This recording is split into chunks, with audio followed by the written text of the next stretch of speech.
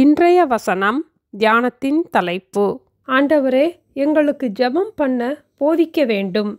லூக்கா 11:1. அவர் ஒரு இடத்தில் ஜெபம் பண்ணி முடித்த பின்பு அவருடைய சீஷரில் ஒருவன் அவரை நோக்கி, ஆண்டவரே, யோவான் தன் சீஷருக்கு ஜெபம் பண்ண போதித்தது போல நீரும் எங்களுக்கு போதிக்க வேண்டும் என்றான்.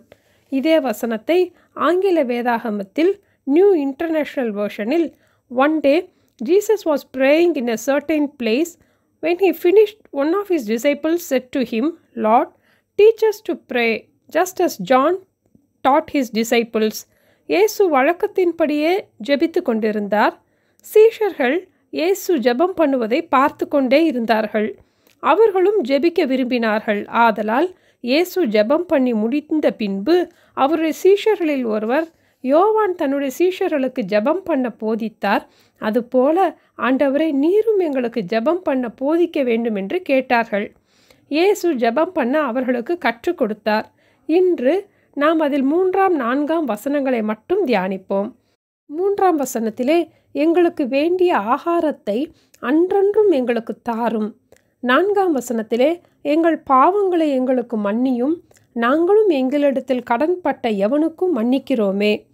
ஆகாரம் நம்முடைய சரீரத்திற்கு அவசியம் தேவை. அதுபோல மன்னிப்பு நம்முடைய ஆத்துமாவிற்கு அவசியம் தேவை. ஆகாரத்தை அன்றன்றும் எங்களுக்கு தாரும் என்று ஜெபிக்க இயேசு கற்றுக் கொடுத்தார். நம்முடைய அன்றன்று ஆகாரத்திற்காக தேவனிடம் நாம் ஜெபிக்க வேண்டும். இஸ்ரவேல் ஜனங்கள் வனாந்தரத்திலே ஆண்டவரிடத்திலே ஆகாரத்திற்காக கேட்டபோது கர்த்தர் மோசேயை நோக்கி, நான் உங்களுக்கு வானத்திலிருந்து அப்பம் வருஷிக்க பண்ணுவேன். ஜனங்கள் போய் ஒவ்வொரு நாளுக்கு வேண்டியதை ஒவ்வொரு நாளிலும் சேர்த்து கொள்ள வேண்டும் என்றார். அன்றன்று வேண்டிய ஆகாரத்தை அன்றன்று ஆண்டவர் தந்து அவர்களை போஷித்தார். 4 வசனத்திலே, எங்கள் பாவங்களை எங்களுக்கு மன்னியும், நாங்களும் எங்களிடத்தில் கடன்பட்ட எவனுக்கும் மன்னிக்கிறோமே என்று ஜெபிக்க கற்றுக் கொடுத்தார். இந்த வசனத்தில் பாவத்தை கடனுக்கு ஒப்பிட்டு சொல்வதை பார்க்கிறோம். முதலாவது, எங்கள் பாவங்களை எங்களுக்கு மன்னியும் என்று ஜெபிக்கும் போது நாம் தேவனிடத்தில் மன்னிப்பை இலவசமாக பெற்றுக்கொள்கிறோம். நம்முடைய பாவங்கள் சிவேரென்றிருந்தாலும் உறைந்த மழையைப் போல ஆண்டவர் வெண்மையாக்குவார். நம்முடைய பாவங்கள் இரத்தாம்பர சிவப்பாய் இருந்தாலும் பஞ்சை போல் ஆக்குவார் என்று ஏசாயா 1:18 நாம் வாசிக்கிறோம். பாவங்களையெல்லாம் ஆண்டவர் சமுத்திரத்தின் ஆழங்களிலே போட்டு விடுவார் என்று மீகா 7:19 பார்க்கிறோம். திரும்ப அந்த பாவத்தை ஆண்டவர் நினைக்க மாட்டார். என் பாவங்களையெல்லாம் உமது முதுகுக்கு பின்னாக எரிந்து விட்டீர் என்று ஏசாயா 38:17 வாசிக்கிறோம். மீண்டும் எரிந்துவிட்ட பாவத்தை ஆண்டவர் பார்க்க மாட்டார்.